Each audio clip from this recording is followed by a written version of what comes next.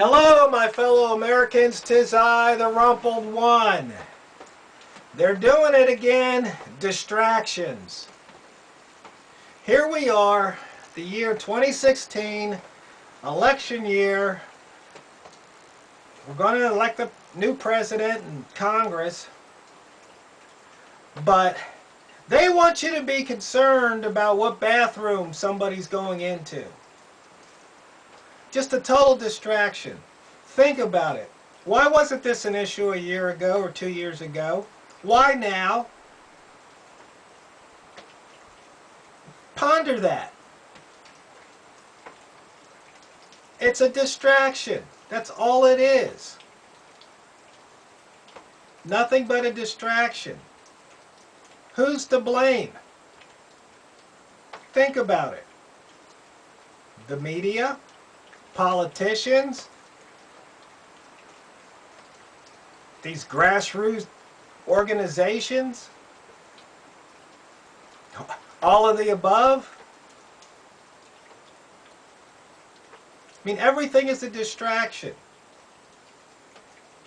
The other day, I was listening to Hannity on the radio, and he was interviewing Ted Cruz.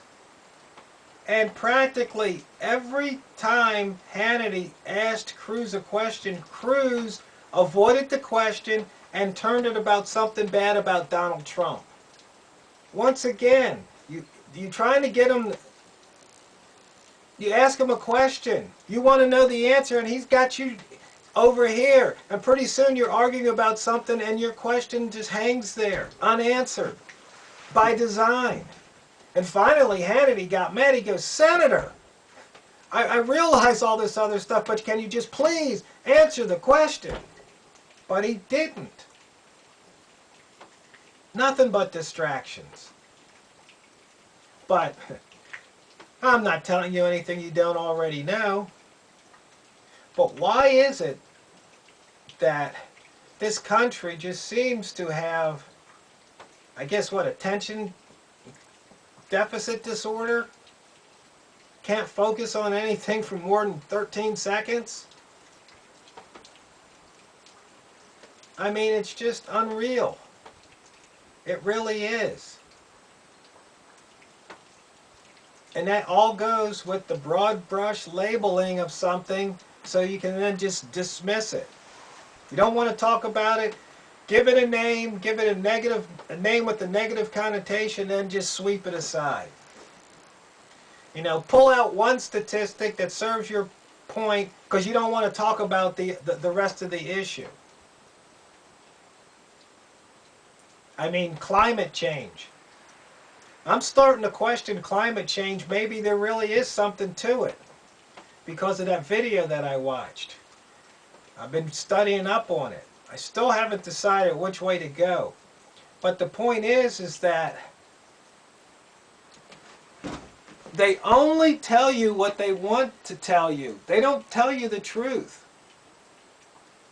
You only hear what they want you to hear. You only see what they want you to see.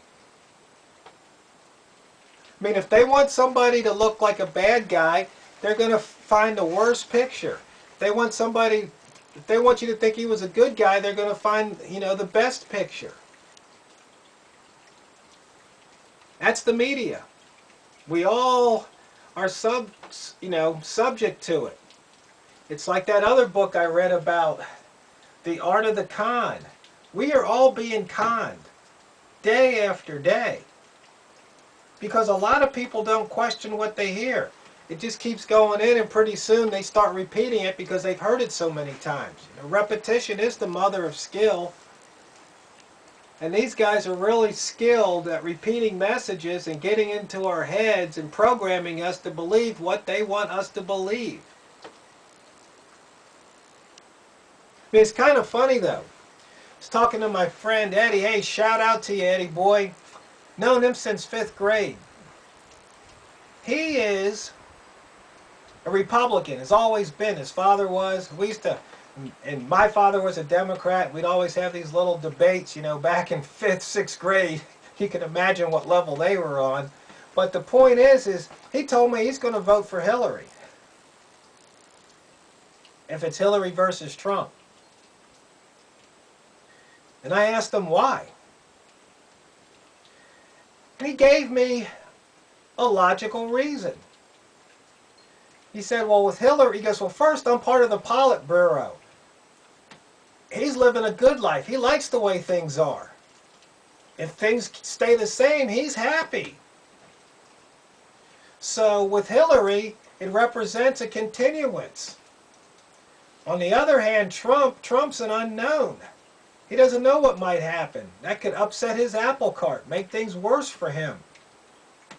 I mean, it's hard to argue with his reason, but like I said, I told him, I go, do I need to jump on a plane and fly back east and smack some sense into you? He said, I knew you were going to say that, but I really can't argue with that logic and reasoning. But you see, you know, he's part of the 1%. So I can totally understand where he's coming from.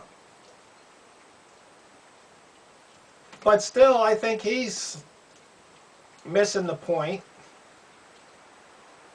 Because right now things are good for him, but even with Hillary in office, things could change. He might wish he never put her in there. Same with Bernie. Now once again, there's a perfect example. Bernie Sanders.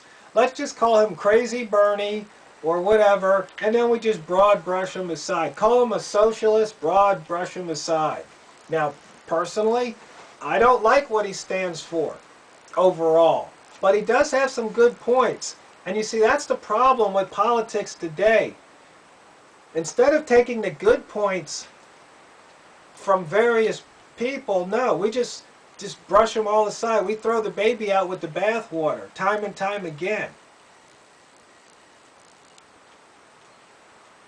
But the point is, the main point is that the distractions are there. They will continue to be there. You know, we lost some, you know, famous people. We lost Prince this week. Now, nothing against Prince, but, you know, people die every day. But they're turning this into something. And once again, it's bread and circus.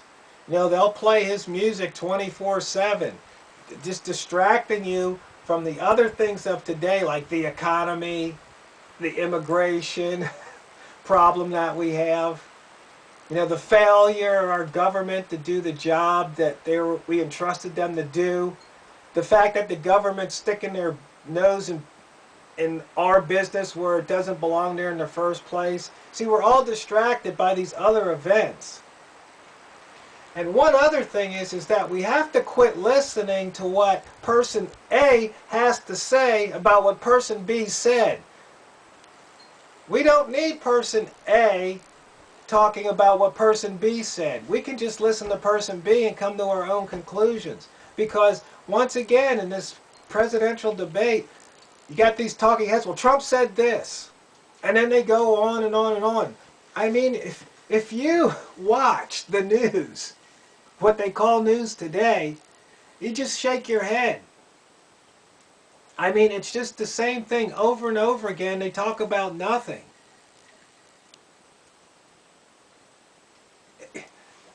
Who cares what somebody's hair looks like? You know, they talk about Crazy Bernie's hair. They talk about Trump's hair. Once again, a distraction. I could just go on and on, but I think you know that there's only one solution, and that's for we the people to wake up and smell the tyranny.